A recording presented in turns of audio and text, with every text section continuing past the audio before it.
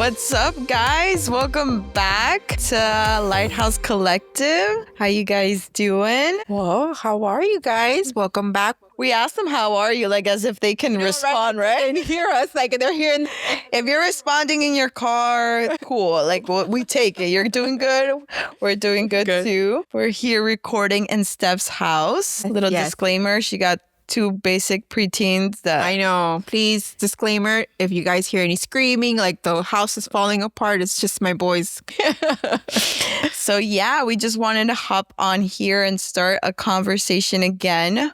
I'm kind of picking up on what we recorded last time, which was like we were talking about anxiety and it not being our identity, but more so a thorn in our flesh, something that we struggle with, but we shouldn't identify with. And you know what's funny? Before I came, I was like getting ready and I scrolled through Instagram and there's this neurologist that I follow. And her name is Dr. Carolina Leaf. She's like from South Africa, but she's like a neurologist. She's written books on on your mind and like how it works and like mental health and stuff like that. She posted something today that is like, anxiety is not your identity. Anxiety is a feeling that is warning you about something, but it's not something you need to identify and take ownership of. It's just warning you that something is triggering this feeling and you need to identify it and what it's triggering and like what's going on and getting to the root of it. So that's basically what we talked about, like not taking ownership of anxiety, but understanding that it's a feeling that many people will feel at one point, but you don't have to like identify with it and like take it on as it's always going to be something that you're going to struggle with. It's only going to be your struggle for a period of time and then for as long as you don't fight it back. So I was like, we should have a conversation about like, what does it look like actually engaging in the struggle against like anxiety? And let's not just keep it there because that's just one feeling that people struggle with. Yeah, there's different things like that we go through. For example, with like in my household, like I can see a lot of the times when there's a lot of overthinking about a situation or whatever it is, I always see that, okay, if either they continue with the overthinking, it's going to eventually become anxiety because it's like repetitive in your mind and it's going over and over and over. But until they don't realize like, oh, wait, hold up, you know, this is what's happening. You don't really start to figure it out and put the puzzle together. The feeling of anxiety when it comes, it's usually triggered by something. Yeah. Well, like in my case, it's always triggered by something. And then if I don't engage with it in the moment and like, okay, wait, hold on. And that's what, thankfully, therapy has helped me a lot in this season. Girl. Yeah, I always tell everybody, I'm like, do you guys do therapy? Because like, I can honestly tell you, like, you should do it. Like, I was talking to Max about it because we're raising a generation of kids that are not going to stigmatize therapy as something negative. Because like when I was growing up, therapy was like, you got problems. You there, that means you got serious problems. Low key, we should all go into therapy at one point of our life. Exactly. Yeah. It's like what people don't understand and it's like the taboo of it, like that, I guess from like, you could say like our parents' generation. And like just before that, we're not going to sit here like and talk like those things just like... Well, because it was like a generation of like, suck it up. And you're going to get over it. It's going to be done. But okay, like you don't realize that if you continue that, that's why you continue to see it happen generation after generation. And it's crazy. So, because when I was reading into like anxiety, like getting ready for like these conversations that we were going to have, one thing that stood out to me was struggling with anxiety is actually something that can be passed down genetically because people don't learn to identify and work through it and then like find a resolve. Rather, they just like take it in. And if you don't name it, then you can't tame it. Yeah, exactly. So we wanted to have a conversation. What does it look like to engage in these battles that happen in the middle of your two ears, like in your brain? Exactly. Yeah. I can tell you a little short story with you guys, like just, you know, returning back from a break from school. So, you know, my kids were off for 2 weeks, which they were in love with that. But mind you, you guys have already heard and you guys have known for a couple episodes already that we've spoken. I've especially my older son, I have addressed a lot of like the situations that through him, God has shown me, especially when it comes to the situation of anxiety, overthinking, all of this. He's really been my eye opener of understanding and like really learning to grow and have more empathy empathy to understand. And this last weekend, we woke up, everything was fine, but I always can tell when he's a little off. As a mommy, like you can kind of tell when he's a little off. He was a little off, but in my mind, I was like, okay, he's probably processing. It's the last day, like back to school tomorrow, back to this routine that it's not like the fun. So like I really didn't get too much on him because I know that if I start pushing him too much, he gets frustrated. So I just let him be. But as the day progressed after that, like, we went to church on Sunday. After church, we came back home and whatever, we're here relaxing at home. And I went seeing how he little by little, like his mind, like it's like it goes like, I don't know how to explain. Like, it's like you see like an on switch and then like a switch that slowly, like, how the lights go dimming like that. Like I could see it. So I'm like, okay, something's. Then a few minutes later, like we had ordered food, we had bought food and he had ate and stuff like that. And then he comes and he starts, oh, I have a stomach ache. And I'm like, in my mind, I was like, I know what the stomach ache is. And because it's happened to him before. And it's when he starts overthinking. Okay. His body starts reflecting. And it's when I know when a stomach ache is, it's because it's starting to become anxiety. Okay. And even though he's trying to control himself, it's reflecting in his body. Because even though I see him stay quiet, I know the thoughts are processing over and over and over in his head. And he's trying, but his body is fighting with it, which then takes him to a stomach ache. And he started telling me, oh, I have a stomach ache. And he gets really, you've seen him, Brice, when he gets in any kind of pain, it's like the world is coming to an end, to the point that this kid, him. Does he like doctors? No. He was ready to go to the hospital. And I was like, oh God, I remember I was sitting on the couch with my husband and I was there with him and my husband's like already like, oh, here we go. And I was like, no, I was like, God, enlighten me with something to say to him, to do for him, to help him. Mm-hmm. So he had gone to the toilet already twice. And in that moment, he had told all of us to be quiet, that we couldn't say a word, that we had to, my husband and I had the TV running and we were watching a movie and he's like, stop the TV. I can't hear anything. It needs to be quiet. So we're like, okay, let's give him his moment of silence. If it's because, the thoughts are so strong in his mind. And it was probably overstimulating him. So he needed complete silence. So we told Jacob to stop talking to his friend, just to stay quiet. We stayed quiet. And then from there, I'm like, oh God, give me something to tell him or to help him. So I just hear God tell me, bath, tell him a bath. And I was like, oh, that boy's relaxation tool. I'm like, it's his tool. So I was like, when he came out of the bathroom, I'm like, Nene, why don't you turn on the bath, fill it up with some nice warm water, and why don't you go in there and just try to relax? The warm water will soothe you and relax you. So he's looking at me like, how do you know that's going to work? I'm like, Nene, just think about it. What do you enjoy? You enjoy the hot tub, right? You enjoy the warm water. The warm water makes you feel nice and cozy, right? Because he was starting to feel like he needed to feel also warm. Mm-hmm. So I was like, just go in there and relax in there and let's try that. If that doesn't work, then if you still feel bad, then we'll go to the doctor. Okay? But try that. So he went and but as his inner battle, he's like, Mom, are you sure? Mom, I'm like, Nene, just try it. Just try it, Nene. So he went into the bath.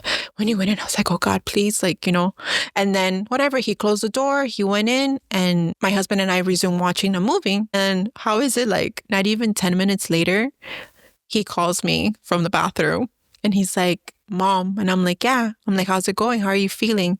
He goes, my pain went from an 8 out of 10 to a 1.5. I'm much better. And I'm like, okay, I'm so happy you feel better. He goes, yes, but should I get out? I'm scared. I'm like, just stay there a little bit longer if you want to, but don't be scared to get out. Just think about how relaxing and how God gave you this peace and how your tummy's back to normal. Just remember while you were laying on the top? He's like, yeah. I'm like, while you were laying on the top, just stay in that moment. Don't bring those thoughts back. He's like, okay, Mom, I'm gonna stay longer. And I'm like, okay, go ahead. It's fine. Stay as long as you want. It's fine. And he's like, okay. And he stayed in there. He ended up staying another 10, 20 minutes or so, but he came out and then he was fine. And obviously he was still a little bit but he had no more pain and his pain had subsided a lot. But I was just like, wow, the power of our thoughts. You know, like how they can, like, if we're not careful, like how they can take you. And like I had said earlier, like I've noticed within my household, like a lot of the times, the trigger to anxiety is overthinking. And I sometimes, for my son, I can say a lot of the times it's because also the fact that I've always expressed, when you have somebody who has ADHD, like they're constantly processing like information. So when there's something that is kind of bothering them, it's a lot stronger. So for him, I've noticed that a lot of the times when he gets to that extreme point, it reflects in his stomach. My mother-in-law, God rest her soul, she always had it. A lot of her things were emotional. Like a lot of her things that would happen to her in her stomach, a lot of the times when she had like high emotions, it reflected in her stomach. So then I was like, when we're talking right now about things about generations and like, you know, how it affects, you see it and it does continue. But like, thankfully with Matthew, we're working through it. Like we're learning to like show him. And then afterwards I was able to talk to him. Like then he looked at me, he goes, yeah, Mom, like, you know, I don't like school. Like, you know, school's hard for me. I'm like, I get it. And then like, we all have our moments. Don't think. And then, you know, even though his other brother was also having like the Debbie Downers of like having to go back to school, but his mind doesn't go at the same rate his brothers does. Even though he was having the same feelings, it wasn't affecting him physically or like emotionally the way it affects him. So, you know, it brings me back to like a verse that we see a lot, and it's in 2 Corinthians, and it's like we have to be very careful with the thoughts that we put in our mind, because if we're not, like the word says, like they can take us captive. And sometimes like if we're not careful with those thoughts, like they will affect us. Yeah, 2 Corinthians, that says, take every thought captive and submit it under the obedience of Christ. Yeah, it's super important, because if you don't, like you said, if you don't take it captive, that thought is going to take you captive. Look what it could do to you, like if you're not careful, you know. And again, like I said, like my son is, you know, he's still young and we're still learning and we're growing through this. But like as adults, like if we're not careful and we don't learn how to like, okay, no, wait, like, you know. And I think this is the part where we go back to like therapy. Like it's a good tool that I feel God gave people to be able to help us understand that.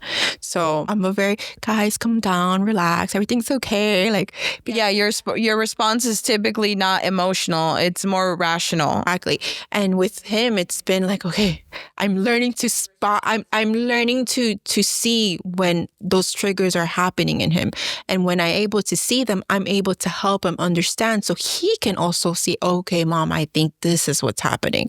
Because it's like you said, and low key, like it kind of sucks if I would have just told them to suck it up. It's a stomach ache. Suck it up. It's a stomach ache. But it's not a stomach ache. I know it's a trigger from his anxiety. Or to be like, okay, yeah, it is a stomach ache. And then like it catered to the symptom rather than to what the actual what's actually causing it. So it's not really resolving anything. Exactly. And like I said, it's amazing, because it's true what they say as parents, like you really learn to grow. And I think with him, I've learned to actually identify it in so many things that myself would have never learned if it would have been for my son. So interesting that you mentioned that story. And like that you were able to like rationalize in a way for him while he's like in the midst of it all. Like how you were able to be like, okay, Lord, like I know that this is what's happening. Like help me help him, because I know that what is going on, it's in his mind. It's not his stomach that's actually, it's being reflected through his stomach, but it's actually happening in his mind. In like the therapy world, yeah, it's called being mindful, learning to be mindful of things. I talked about it recently in the last podcast of the anxiety that I was going through during Thanksgiving weekend, where I had to be mindful. And I was like, wait, what is triggering it? Like I'm starting to feel this, okay, but I know this feeling is because of something. What is it? And it's learning to engage mentally. So in the psychology world, it's like engaging and being mindful. In the spiritual realm, it's gearing up for battle. Because it says in 2 Corinthians, it says, though we live in the world, we do not wage war as the world does. The weapons we fight are not weapons of the world. On the contrary, they have divine power to demolish strongholds. We demolish arguments and every pretension that sets itself up against the knowledge of God, and we take captive every thought to make it obedient to Christ. So here the Apostle Paul tells us basically, we're waging war every single day. And it's not war like how, unfortunately, we're seeing, for instance, in this moment, like in Israel and Gaza or in the Ukraine and Russia, like it's not like that. But that war lives in our mind. It lives in spiritually, that we're constantly on this tug of like, I want to be what God created me to be, but then I'm struggling with this and I'm feeling these things and they're making me go down like this dark hole and this dark path. So we're being warned by the apostle, like, this is what's happening. Like, but you need to know that you have resources to fight this war. There's a great book that kind of goes into this in depth that I loved. And I read it when I went through my season of like feeling depressed and like, doubting the worth of my life. And my mom tells me, read this book. It's a great book. And she's like, read it. And it's called Battlefield of the Mind by Joyce Meyer. It's a fantastic book. And the book is solely about talking about engaging in the war against your mind. Like the war that's happening, taking thoughts captive, like why this is triggering and diving into scripture of how to wage wars. She teaches based off 2 Corinthians 10, but she also tells us like, dive into the promises of God. Like, hold tight. Like, those are weapons. She's like, dive into the word, like, and the importance of constantly be diving into the word because the word is a divine weapon that we have. So I wanted to do this episode because I was like, a lot of us are struggling every single day mentally with either depression, with anxiety, with worry, with fear, things that we do, like it debilitates us. It tries to take our hope away. It tries to take our joy away. I mean, we need to be honest with ourselves. What is the enemy's like number one goal? Steal, kill, and destroy. He wants to steal our joy. He wants to steal our peace. He wants to steal every single blessing that God has given us. He wants to kill it so that it never comes back. But we have to be reminded that we serve a God of resurrection, and then he wants to destroy it because he doesn't want to see it fruitful. And so if we know that this is the enemy that we have when we're believers, and that the number one way he's going to do that is by messing with our heads, like, why not gear up for war? So I remember when I was going like last year through like my really hard season and my winter season, and we talk about that in our first episode. You mentioned something that when you were going through your winter season, you decided to gear up. Yeah, I felt the warning and I was like, okay. You felt the warning and you were like, I'm going to gear up for this like war that I feel it's going to come upon me. I don't know what it's looking like, but whatever. I'm going to gear up. And I was like, nah, I took it. I just came and I was like, all right. Like, no, you were there like in a dodgeball game. Like, I'm ready. Throw the balls at me. And I'm not going to. I was just rolling with the punches rather than engaging. And I was like, I've been in seasons where I intentionally engaged and seasons where I didn't, and the different outcomes. And so I was like, this year, I'm going to engage because I'm not going to allow this to continue to consume me to a point that it took me to.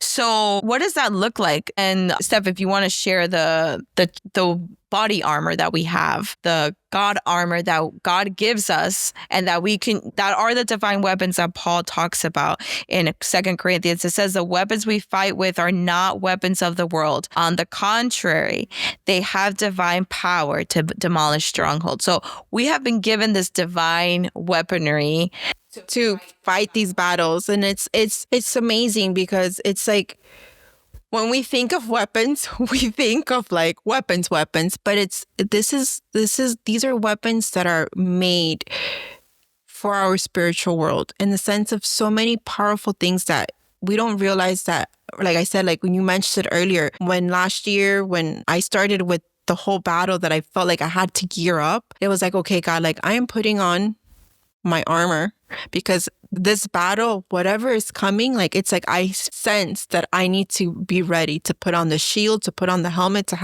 like, I need to have it all. Because if I don't know what's going to happen. And like I said, it doesn't take away that the enemy still won't try, and he still won't try to like hit you here and there. But it's so different that when he hits you, you don't feel that sense of defeat. You feel a sense of, okay, like I know I'm at war, but you're not going to win this, because I know that there's a greater reason for why this is happening. I know why you're like, if this is happening, it's not because God is doing it to hurt me. God is doing it because he's trying to transform me. He's allowing it because he has purpose. So it's very different when you decide to put on the armor and say, God, like, I'm ready for this, because right away God works with you and God starts showing you. And in that moment, it's like you're letting him know, like, okay, I'm standing this war with you. I'm not alone. Because obviously when we go to war, we know we're acknowledging that Don't you also like come in with more confidence though? Because you're ready. You're like, okay, I'm suited up. I'm ready to go. Doesn't mean that you don't feel something, like you don't fear, like, okay, like, what is this that unknown that I'm going to go into? But you still have a sense of peace inside of you that tells you it's going to be fine. Like, just I'm getting like an image of like two different people. Like, I see RoboCop, like military guy, like ready for war, and like then a guy with just like a pan and like, okay, I'm here. Like, I'm here. Exactly. Like, you can see how vulnerable the guy that's just with the pan is, like, mentally, versus a guy that is like geared up. He has his armor, he has his protective helmet, like he has like his weapons ready for war. And like the fact that like even at the sight, it's intimidating. Like as an opponent, you're like, all right, I'll take the little guy that doesn't have anything. Yeah, exactly. Because it's like he's ready. Like, for example, when you have the RoboCop guy, like, he's protected. Yeah. Like, he knows, like, whichever angle this guy's suited, he's ready to go. Like, I can hit him, but it's not going to hurt him. It doesn't mean that he won't feel it, but it's not the same effect. Instead, if I hit the guy with just a pan, wherever I hit him, he's going to feel it. And it's going to feel it. And it doesn't mean that he can't come better and like do something, but it's going to hurt a lot more. So he's more vulnerable. Exactly. So for me, like, I really like highly recommend, like, guys, like, you know, read upon it, like, read upon the armor of God. It's very important you guys understand, because when we're really starting to enter that stage where God is giving you that, like, that warning stage, it's important that you guys do put on this armor. And I think it helps a lot too, because remember, like we were saying earlier, anxiety is a battle. It's a battle. Yeah. We're talking anxiety because it's something that's super relevant in our house. And like we said it earlier, it's overthinking. It's fear, it's worry, it's insecurities, it's depression. It's all of these things that you feel in your mind that debilitate you and send you down like a spiral of just negative. Like, we want you to know that you can engage in that, and you can be like, you know what, this is not going to stop me. This is not going to take my hope away. This is not going to take my joy away. And I'm going to fight this feeling and get to the root cause of it. I think that's what we're really trying to help everybody understand is, number one, learning to understand when those triggers happen, but also learning to be mindful of others. Because I also feel like this world right now, at times we're so not mindful. Yeah, we lack empathy. And like, that's very sad because we're so quick. In other words, which is something that we futurely would like to talk about, is like, we're so quick to judge instead of saying, wait, or shake it off, or just like get over, like, it's done with, like, that's not such a big deal. And like, we have to understand that maybe what's something that isn't triggering to you or isn't a big deal to you, it could be a world to them, the other person. Exactly. The verse we kind of want to emphasize in regards to engaging into spiritual battle is Ephesians 6, verses 12 to 18. And it goes into the armor of God, where it says, for our struggle is not against flesh and blood. And he reminds us again here in Ephesians 6, but against the rulers, against the authorities, against the powers of this dark world, and against the spiritual forces of evil in the heavenly realms. Therefore, put on the full armor of God, so that when the day of evil comes, you may be able to stand your ground. And after you have done everything to stand firm then with a belt of truth buckled around your waist, with the breastplate of righteousness in place, and with your feet fitted with the readiness that comes from the gospel of peace. In addition to all of this, take up the shield of faith, with which you can extinguish all flaming arrows of the evil one. Take the helmet of salvation and the sword of the Spirit, which is the word of God. And pray in the Spirit on all occasions with all kinds of prayers and requests. With this in mind, be alert and always keep on praying for the Lord's people. So he gives a bunch of lists, right, from the armor of what you have to put on a daily to engage into this war and engage in this battle. Because he reminds us again, it's not flesh and blood. It's not your husband that is triggering you. It's not your, it's not your child that's misbehaving, that is taking you down a spiral. It's something like the enemy is using it. Exactly. Using that to make something happen in your brain to then have a reaction. So you have to look and see like, okay, what is it? Like they just said that, and that really bothered me. It irked me. Like, why? And then kind of engaging there. And then sometimes it's like, it's a lie. Exactly. So for instance, with me, I suffer a lot of insecurity, a lot, since I was a little girl. I always felt like an ugly duckling. She's not an ugly duckling. But I always felt like that. I felt so much so that my therapist was like, yeah, you need to learn to take compliments and like love yourself for who you are. And I'm like, yeah, it's just so hard because I don't see sometimes what people say to me. So I'm learning like, why is that? Like, why do I have this insecurity? Why do I continue to feed this lie that I have, that I struggle with? And so I have to learn to engage spiritually in that battle. And understand what was the root that caused that. And so a lot of it's just comparing myself.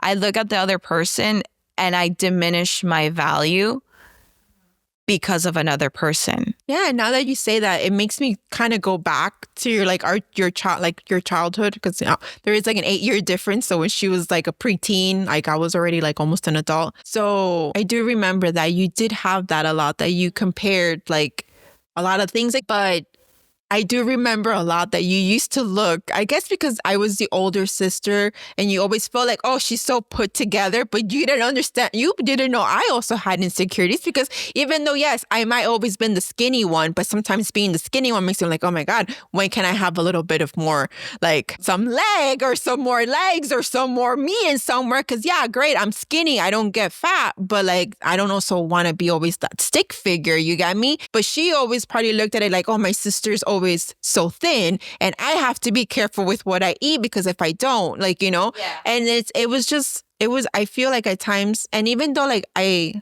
don't know, you tell me, like I always did try to be there for you. I always tried to like, okay, like sis, like let's build. And I appreciate that. You were never a sister was like, yeah, look at me and like be like me. It was like, no, let me see how I can help you. Yeah, like you want me to do your hair? You want to wear something of mine? Like go ahead. Like you were never that sister. And then she became the cooler sister with the better fashion statement and the better makeup and the better hair. Not right now. Afterwards, right now, because you're in that pre-mommy stage. I'm in that mommy stage where toddlers right now. Yeah. So that era is a little bit difficult. Yeah. So, but going back to that, so in struggling with insecurity, something that would always creep in my head, it's like they're gonna want that person more than me. They're gonna love that person more than me because she has something that I don't have. I see that. I could see how you feel like that. Yeah. So I would struggle with that. And so even now in like in my adulthood, it's like, no, they would rather work with this person because they're smarter, they're more educated, they have more experience, they have this. And it's like, I'm diminishing my worth. And so I have this battle in my brain, because then I don't want to do it. Because it's like, for what? Like, why do I have to do that? And one of the weapons that I'm learning to really utilize is one that it says, take up the shield of faith with which you can extinguish all flaming arrows of the evil one. Those flaming arrows, in my mind, I see them as like the thoughts that come. So like the thought of like, oh, they're going to want that person more than you. They're going to want to work with her more. She's prettier, or she's a better mom than you. And so you suck. And like these are the firing dots. You're not going to get it. You're not that organized. You're like, look at Fulanita and she has her life put together. And when Spanglish, you're never going to be put together. And so these are the firing arrows that I have to learn to use the shield and be like, no, like that's not what God says. That's not what God says I am. Like God gave me this position. He gave me this title. He gave me this job opportunity. He's bringing forth this person because I have what he's placed in me is what they need, or is where I need to be. So like, nah, you're not coming into my mind. You're not coming in. You're not going to come here and start dwelling in my brain to take me into overthinking, to then generate anxiety in my brain or generate insecurity, then that reflects into anger and frustration because I'm pissed off with who I am. And it's like, no, that's not what God said. And the other weapon that I feel like it's a weapon of defense, because those are the ones we need to look at. We have weapons of defense to engage and weapons of offense. And then he gives us a weapon of defense, which is the sword of truth. And that's kind of the one that I want to really like focus on with you guys, is the importance of being so dived into the word of God and his promises.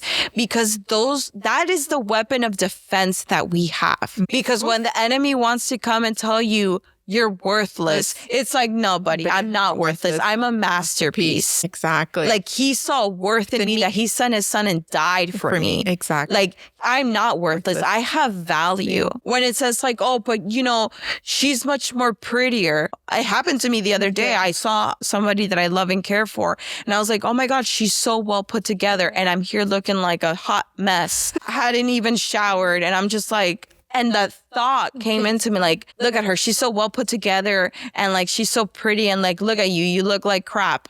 And I'm just like, so I caught the thought, and I was like, charm is deceitful, beauty is vain, but the woman that fears the Lord is greatly praised. And I was like, nah, you're not coming in here and you're not dwelling, because I'm a woman that fears the Lord, and that is more to be praised than any beauty, because beauty's fleeting. Yeah, beauty's fleeting. So I was like, no, people need to know that the reason why it's so important to like read scripture and to dive into the word is because that is our weapon of defense in the battle that we wage with. Yes. Oof. Amen, girl. Like listening to like what happens with Matthew, like seeing what sometimes happens with like Emma now that she's entering like different phases. It's like learning to speak the word of God over their lives. Speak the word of God over your life. Of course. Every day. That when like you see that thought, it's coming. It's like, no. That goes against what God said. So you know what I'm going to do? I'm going to take it captive before it takes me captive. Exactly. And that is the cue to it.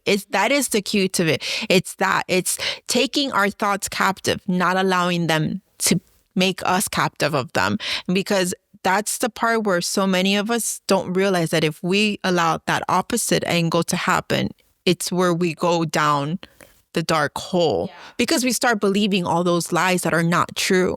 So when you're like right now, when you're speaking and you're saying like, all these things of how to fight, and it's like, it's crazy because just last night I was having a conversation with my husband, and I was like, it's so amazing that when God gives you promises, and that is personal to everybody, because there will be verses to everybody that God is going to give you, and you're going to see how that 1 or 2 or 3 or whatever, how many verses. You can go through so many different situations of your life and so many different seasons or scenarios. And those verses will always be your root for you to say, nah. This verse, this tells me this. Hasn't it ever happened that it hits you different? You're like, my God. Like, I just got like level 15 of this verse right now. And that shows you, because like the word is alive.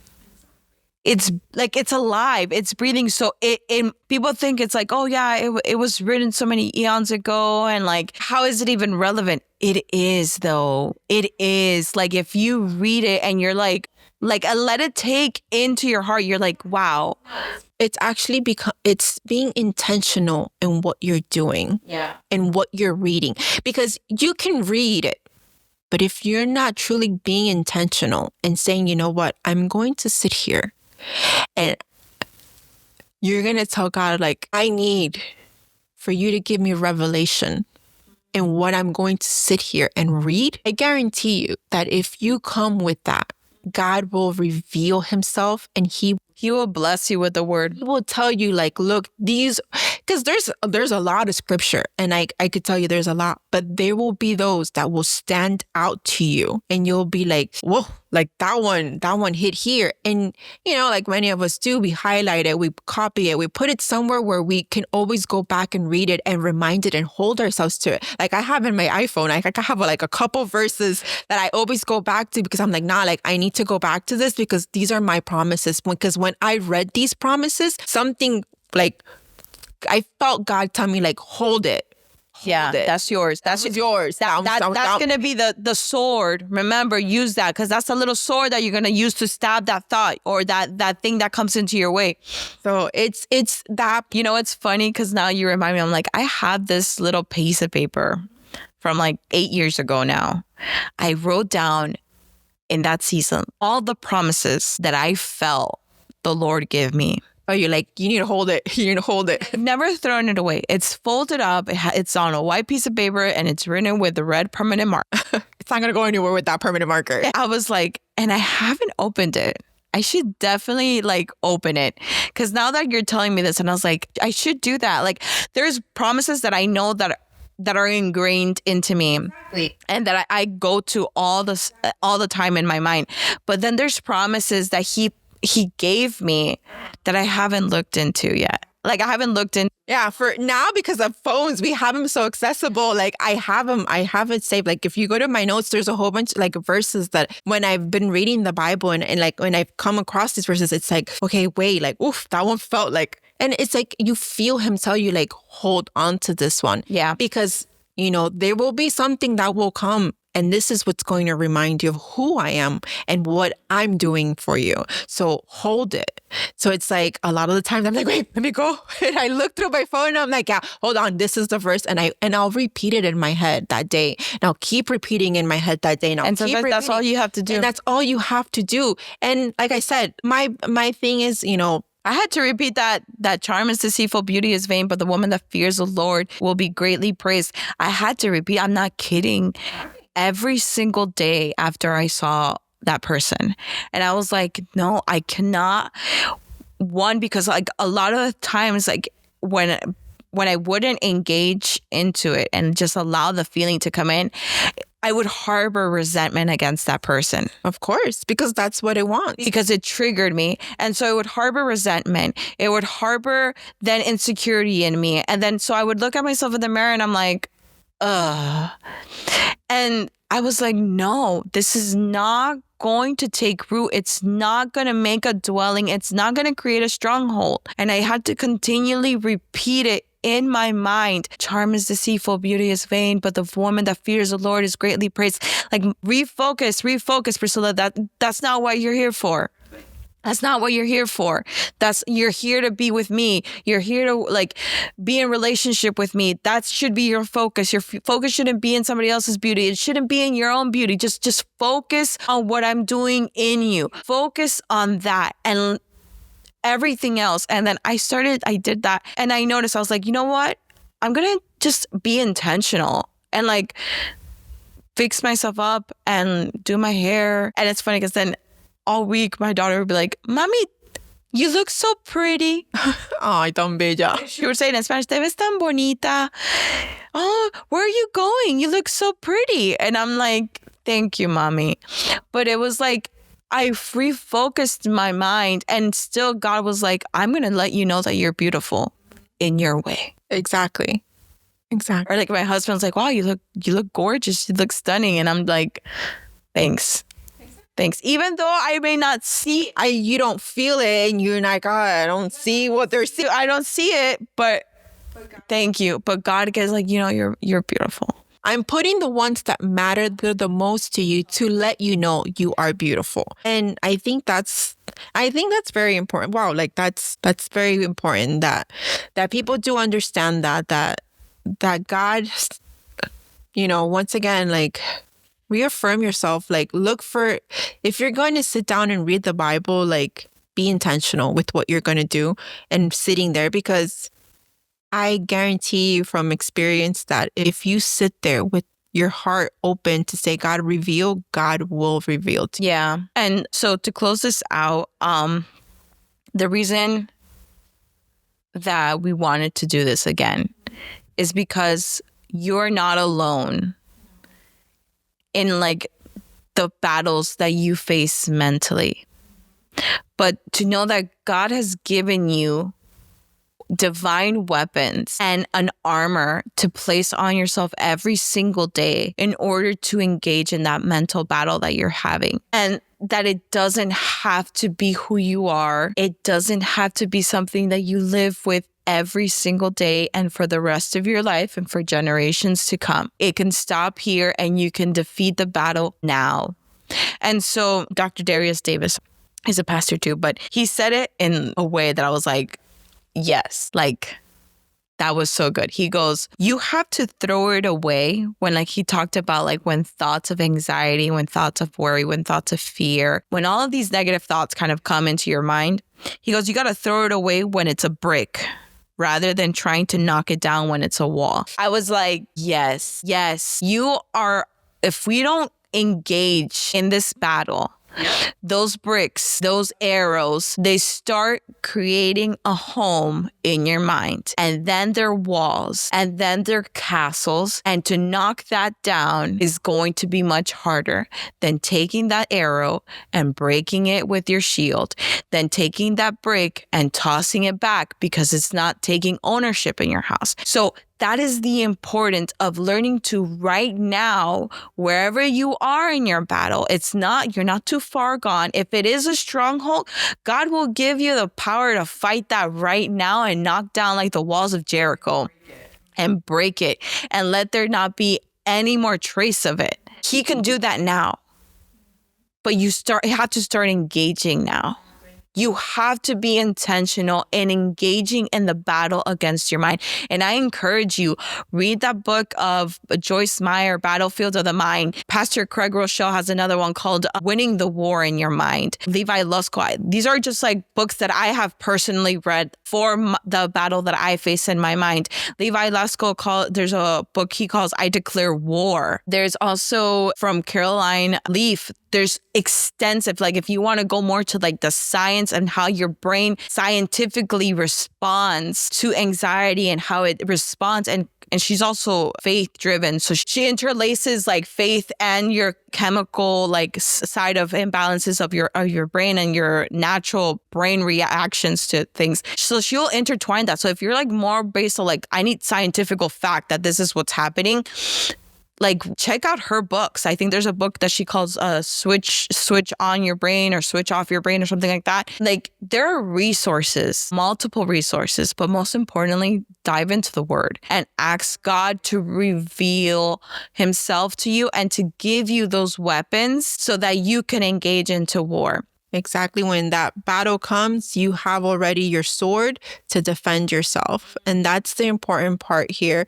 that we're like, trying to emphasize, like, I believe we all can kind of say like we all battle with anxiety in a certain way. And definitely, as we expressed, some of us can struggle with it a lot stronger than others. And the important part here is not only understanding that, but it's also learning, number one, to be mindful if you're not the one who's struggling with it. Have understanding and empathy for those who do, knowing that, maybe what doesn't work for you, is what works differently for them. Girl, let me tell you the verse that comes to my mind there is one can easily be defeated, but two standing back to back come on. I can't remember the verse where it is, but they usually use it for marriages. But even then, we're a community. Like your mom, you could be a dad if you're listening. Like you have people there to fight for and to fight with. And like, if your friend, if your spouse, if your daughter, if your son are the ones like that are falling, like you can engage in war with them. Exactly. For me in my house, like God knows how to level. Like God knows how to create balance. I'm very grateful and blessed that God did give me some kind of a zen, like, you know, like he gave me you're like a neutral line, because he did know that the husband that he had for me, I was going in a certain way, need to have that balance for him. And even though, like I said earlier, like with him, I struggled harder. Who really opened my eyes to be more mindful was having my son. And my son has made me realize a lot of things that I probably would have never realized if I would have not been his mom. So in my house, like I've learned to understand that a lot of the times, like we said in the last podcast, my word relax. It's not going to work. It's not going to work. It's not going to work. It's not that easy because it wasn't being mindful, because I was saying it in the way that it just works for me. Like I just relax. You've learned empathy. Learned empathy in the process. And I feel like as family, if you are like with your house, with your parents, with your sisters, your brothers, whoever it is, co-workers, whatever it is, learn to have empathy and be mindful of other people, because you really don't know what they're going through or what their battles are. And if they are going through them, like learn to link arms with them rather than judge them. Because right now, like, it's really sad to see how so many are just quick to like, yeah, no. Yeah, I'm going to brush you off. Yeah, like, you're not giving me the right energy. Or your vibes are not my vibes. You know, like, no thanks. But it's not. And it's not coming to say. And don't get me wrong. Protect your peace, for sure. Hands down. But like, if there's somebody that God has put in your path that you can engage in war with and link arms with them, it's for a reason. And so stand with them. But yeah, we wanted to encourage you guys, and we hope that you felt encouraged with this podcast. And I hope you guys enjoyed. I hope you guys are enjoying so far what you guys have heard. This is like a whole new venture for us, and we're really like taking it day by day, like step by step. Every episode, we're like, in a little way, we can kind of say it gives us a little bit of anxiety, because we're like, oh my God, like, did we every single time we're like, did we was do this good? Was this not good? Did we ramble too much? But yeah, we know we're doing this, and give us grace, guys. Simply in obedience to God. So guys, thank you so much for listening. Hope you guys enjoyed, and hope you guys will be back. Thanks so much for spending time with us here at Lighthouse Collective. We hope today's conversation brought a little light to your day and encouraged you to keep moving forward no matter where you are in your journey. Remember, you're never alone. There's always hope, always peace, and always a light to guide you. If you enjoyed this episode, we'd love for you to subscribe, leave a review, or share with someone who might need a little encouragement. Until next time, stay anchored in hope and keep shining your light.